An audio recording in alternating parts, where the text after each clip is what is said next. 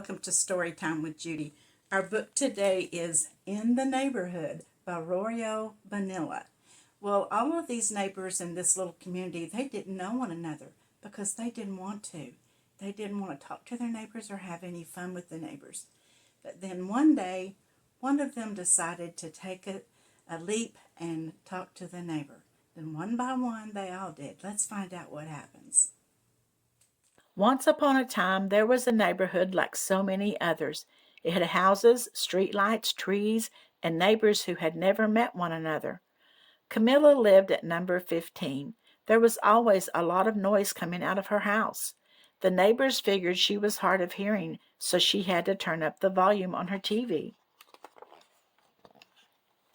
But the real reason for all that noise was that Camilla had 10 babies who were 10 bundles of energy. Camilla didn't dare to start up a conversation with her neighbor, Mr. Martinez. He seemed so serious and so straight-laced. She was convinced he didn't like kids and wouldn't want to have anything to do with her. Mr. Martinez worked in the city. He was an important lawyer, just like his mother, grandfather, and great-grandfather before him. But when Mr. Martinez got home from work, he changed completely. He had a secret hobby, juggling. If only I had an audience, he sighed.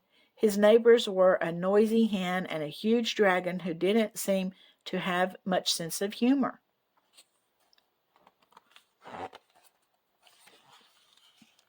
The truth was that there was no huge dragon living on the street.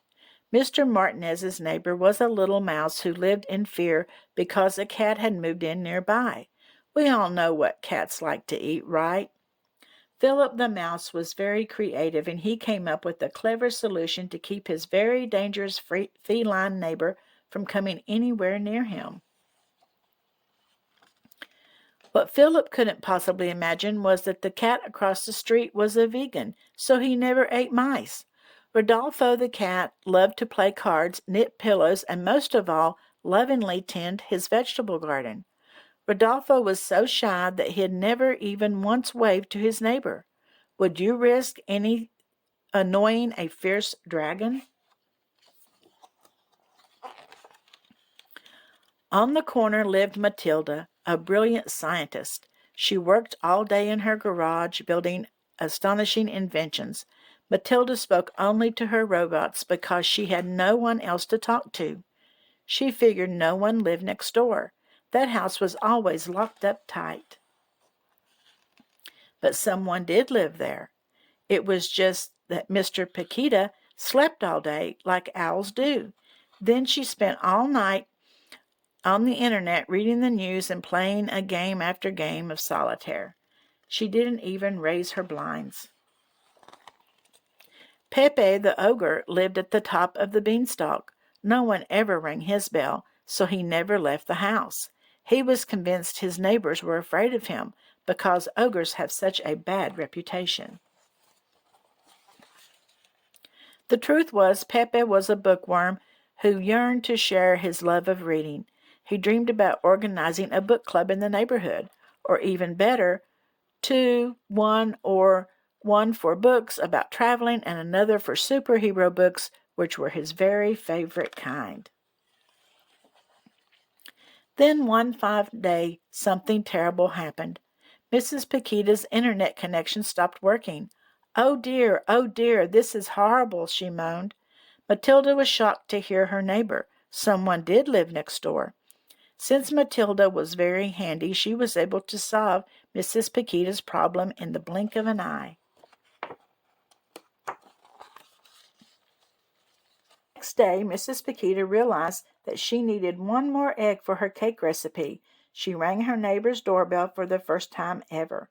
Pepe the ogre was very pleased to see she wasn't afraid of him, and he ran down to have tea and cake. Camilla looked out her window and was surprised to see 3 neighbors eating cake together. They made her think she should try knocking on Mr. Martinez's door. She found out that he wasn't so straight-laced after all. Rodolfo the cat got a surprise when he decided to put aside his fear and shyness to go visit his dragon neighbor for the very first time.